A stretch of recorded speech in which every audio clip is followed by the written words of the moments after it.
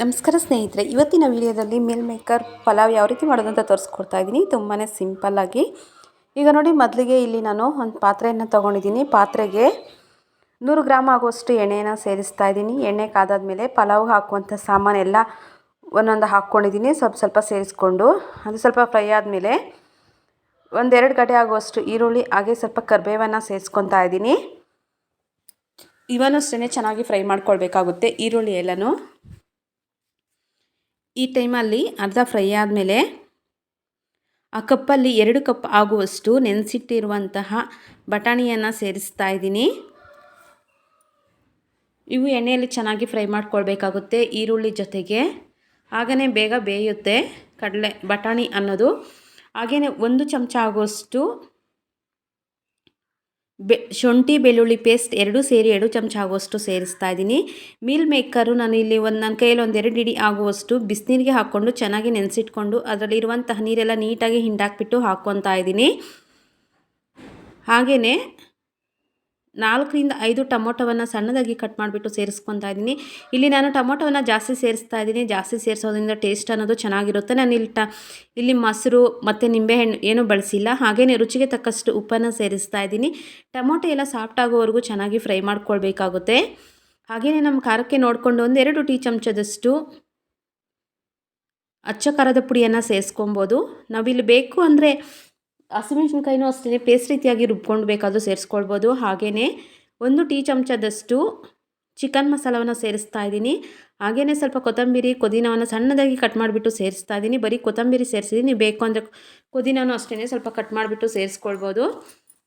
ಇಷ್ಟನ್ನು ಹಾಕ್ಕೊಂಡು ಮಿಕ್ಸ್ ಮಾಡಿಕೊಂಡು, ಇಲ್ಲಾಂದರೆ ತಳ ಅಂಟುತ್ತೆ, ಆಗಾಗ ಮಿಕ್ಸ್ ಮಾಡಿಕೊಂಡು ಚೆನ್ನಾಗಿ ಟೊಮೊಟೊ ಎಲ್ಲ ಸಾಫ್ಟ್ ಆಗೋ ರೀತಿಯಾಗಿ ಚೆನ್ನಾಗಿ ಮಿಕ್ಸ್ ಮಾಡಿಕೊಂಡು ಫ್ರೈ ಮಾಡ್ಕೊಳ್ಬೇಕಾಗುತ್ತೆ.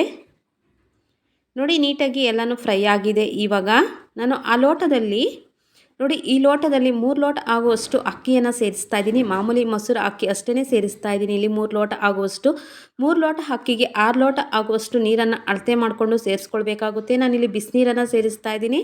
ಬಿಸಿನೀರು ಸೇರಿಸೋದ್ರಿಂದ ಬೇಗನೂ ಆಗುತ್ತೆ, ಅನ್ನನೂ ಚೆನ್ನಾಗಾಗುತ್ತೆ. ಅದರಿಂದ ಬಿಸಿನೀರನ್ನು ಸೇರಿಸ್ಕೊತಾ ಇದ್ದೀನಿ. 6 ಲೋಟ ಆಗುವಷ್ಟು ನೀರನ್ನು ಸೇರಿಸ್ಬಿಟ್ಟು ಚೆನ್ನಾಗಿ ಕುದಿ ಬರಬೇಕಾಗುತ್ತೆ. ಬಿಸಿನೀರು ಹಾಕೋದ್ರಿಂದ ಬೇಗ ಕುದಿ ಅನ್ನೋದು ಬೇಗ ಬರುತ್ತೆ.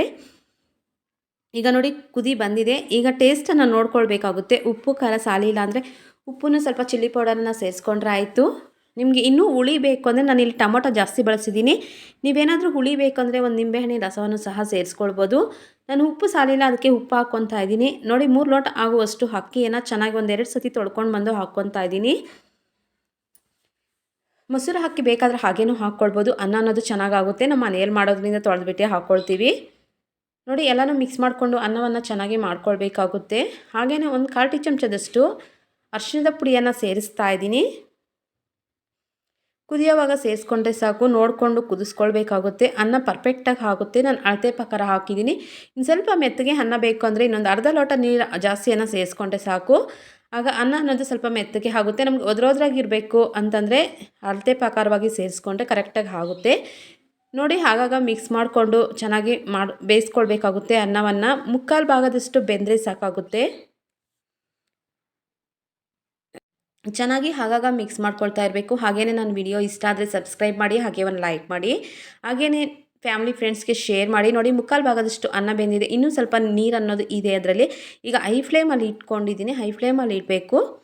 ಇಟ್ಬಿಟ್ಟು ನೋಡಿ, ಈಗ ಒಂದು ಪ್ಲೇಟನ್ನು ಮುಚ್ತಾ ಇದ್ದೀನಿ. ಬಾಳೆ ಎಲೆ ಇದ್ರೂ ಅಷ್ಟೇ ನಾನು ಕೆಳಗಡೆ ಹಾಕ್ಕೊಂಡ್ರೆ ಚೆನ್ನಾಗಿರುತ್ತೆ. ನಾನು ಬಾಳೆ ಎಲೆ ಇಲ್ಲ, ಆದ್ದರಿಂದ ಪ್ಲೇಟನ್ನು ಮುಚ್ಚಿಬಿಟ್ಟು ಅದ್ರ ಮೇಲೆ ತೂಕ ಏನಾದರೂ ಇಡಬೇಕಾಗುತ್ತೆ. ಬಿಸಿನೀರಾದರೂ ಪರವಾಗಿಲ್ಲ, ಇಲ್ಲ ಏನಾದರೂ ಈ ಥರ ತೂಕ ಇಟ್ಟರೆ ಆಯಿತು.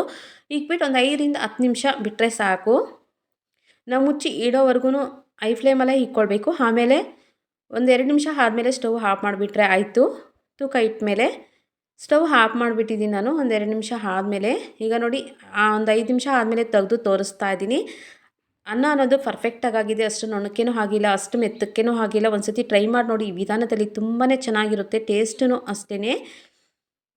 ಈ ರೀತಿ ಮಾಡ್ಕೊಳ್ಳಿ, ತುಂಬ ಚೆನ್ನಾಗಿರುತ್ತೆ. ಮೀಲ್ ಮೇಕರ್ ರೈಸ್ ಬಾತು ಟೇಸ್ಟಿಯಾಗೂ ಸಹ ಇರುತ್ತೆ. ಸಿಂಪಲಾಗಿ ಸಹ ಮಾಡ್ಕೋಬೋದು. ಹಾಗೆಯೇ ಫ್ಯಾಮಿಲಿ ಫ್ರೆಂಡ್ಸ್ಗೆ ಶೇರ್ ಮಾಡಿ. Thank you for the watching.